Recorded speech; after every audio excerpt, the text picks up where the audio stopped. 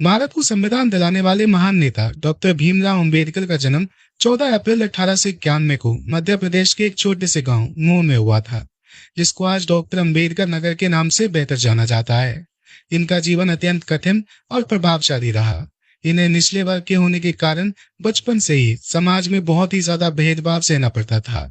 Doctor Bhimrao के पिता का नाम रामजी सकपाल और माता का नाम भीमाबाई था। अपने माता पिता की 14वीं संतान के रूप में जन्मे डॉक्टर भीमराव अंबेडकर जन्मजात प्रतिभा संपन्न थे। भीमराव अंबेडकर का जन्म महर जाति में हुआ था, जिसे लोग अछूत और बेहद निचला वर्ग मानते थे।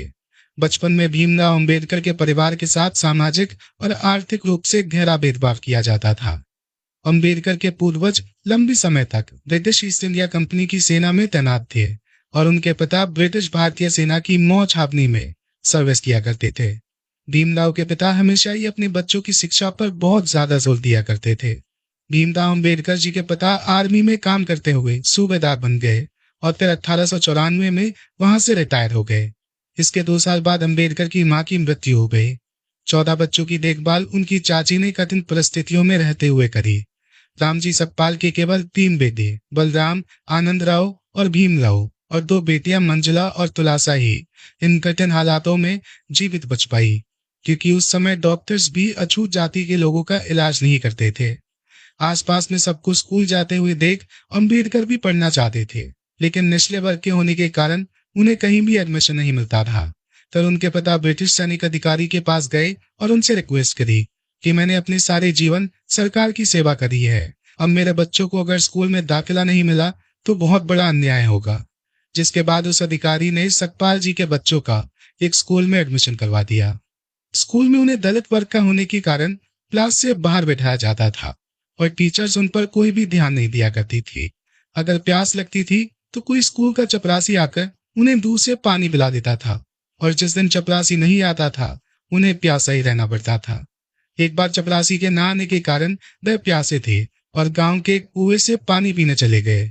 फिर जैसे ही ब्राह्मण जाति के लोगों ने उन्हें वहां पानी पीते हुए देखा तो पहले तो उन्हें जूते चप्पलों से बहुत मारा और फिर ये कहकर छोड़ा कि फिर कभी उस कुएं से पानी पिया तो हमसे बुरा कोई नहीं होगा।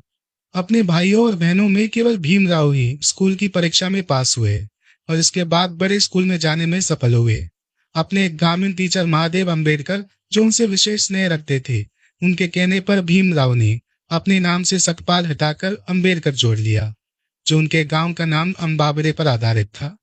भीमराव को निचले वर्ग के होने के कारण उच्च वर्ग वालों की घृणा, अपमान, तिरस्कार हर रोज और हर जगह सहना पड़ता था, लेकिन अंबेडकर ने भी सोच लिया था कि वह पढ़ लिख कर इस भेदभाव को एक दिन जरूर मिटाएंगे। भीम के पिता ने कर्ज लेकर भीम को बॉम्बे के एल्फिंस्टोन हाई स्कूल भेजा, लेकिन यहाँ भी छुआछूत ने उनका पीछा नहीं छोड़ा। एक बार टीचर ने भीम से मैथ्स का क्वेश्चन सॉल्व करने को कहा। जैसे ही भीम बोर्ड की तरफ बढ़े, उच्च जाति के हिंदू बच्चे चिल्ला उठे और कहा कि सर भीम अछूत है, इसे रोकिए। दरअसल बोर्ड के पास उन बच्चों के लंच बॉक्स रखे हुए थे और उनके मुताबिक भीम की परछाई से वो अपवित्र हो सकते थे, जिस वजह से सबने अपने लंच वहां से हटा लिए और उस समय भीम को बहुत छोटा महसूस हुआ। हालांकि भीम ने उस सवाल को सेकंड्स में सॉल्व कर दिया था, जिसे क्लास में कोई और बच्चा नहीं कर पा रहा था। जब भीम 16 वर्ष के थे तब उनका विवाह 9 वर्ष की रामाबाई से करवा दिया गया। कॉलेज की पढ़ाई के लिए उन्होंने एल्फिंस्टोन कॉलेज में एडमिशन लिया।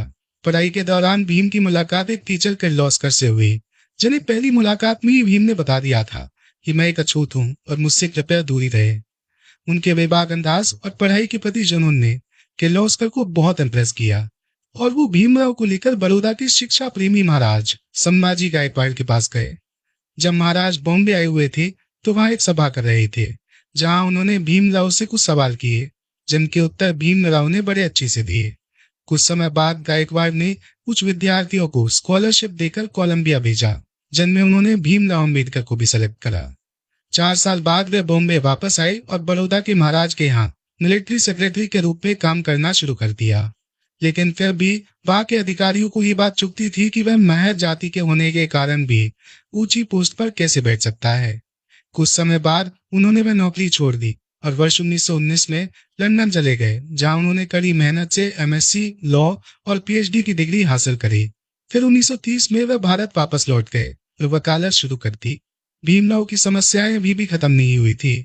छुआछूत के कारण उनकी 5 में से 4 संतानें इलाज सही से ना मिल पाने की वजह से इस दुनिया को अलविदा कही, और उनकी पत्नी का भी लंबी बीमारी के चलते देहांत हो गया। वह फिर भी छुआछूत को अपनी जाति से हटाने के लिए लड़ते रहे, और 13 अगस्त 1930 को एक शोषित वर्ग के सम्मेलन के दौरान अम्बेडकर ने अपनी राजनीतिक दृष्टि को दुनिया के सामने रखा, जिसके अनुसार शोषित वर्ग की सुरक्षा उसकी सरकार और कांग्रेस दोनों से स्वतंत्र होने में है। अपने विवादास्पद विचारों और गांधी और कांग्रेस की काटू आलोचना के बावजूद अम्बेडकर की प्रतिष्ठा एक अद्वितीय विद्वान की थी, जिसके कारण जब 15 अगस्त 1947 में भारत की स्वतंत्रता के बाद कांग्रेस के नेतृत्व वाली नई सरकार अस्तित्व में आई, तो उसने अम्बेडकर को देश के पहले कानून मंत्री के रूप में सेवा करने के लिए चुना, जिसे उन्होंने स्वीकार भी कर लिया। 29 अगस्त 1947 को अम्बेडकर को स्वतंत्र भारत के नए संविधान की रचना के लिए बनी संविधान मसूद समिति के अध्यक्ष पद पर नियुक्त किया गया। 26 नवंबर 1949 को संविधान सभा ने संविधान को अपना दिया, और इस तरीके से डॉक्टर बी.आर. अम्बेडकर ने छुआछूत के खिलाफ अपनी लड़ाई में विजय हासिल करी। अम्बेडकर एक इकोनॉमिस्ट भी थे, और उन्होंने जिस किताब के ऊपर अपनी थीसिस लिखी थी, the evolution of provincial finance in British India और the problem of the rupee, वह आगे चलकर रिजर्व बैंक ऑफ इंडिया की स्थापना करने में बहुत काम आई। दोस्तों, यही भी कहानी डॉक्टर बी.आर. अम्बेडकर की।